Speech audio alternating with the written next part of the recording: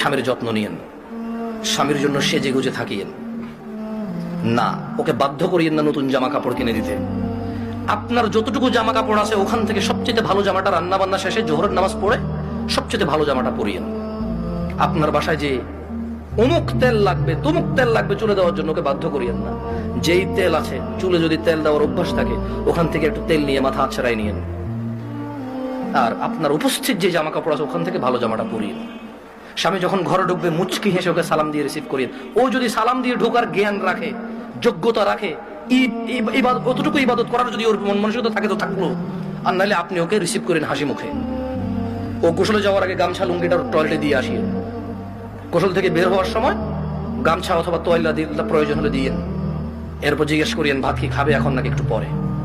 যদি বলে যে পরে খাবে কিছুক্ষণ পর আবার জিজ্ঞেস করিয়েন ভাত খাবে কিনা।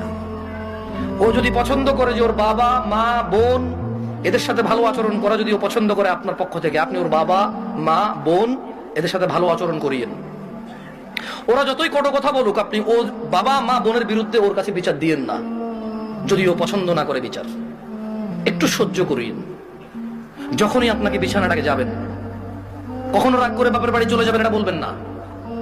ও যদি আপনাকে বলে এবার তো অনেকদিন হয়েছে যাও না, দু একদিন ঘুরে আসো, সমস্যা নেই, তোমার বাবা মাও তো তোমাকে দেখেন অনেকদিন।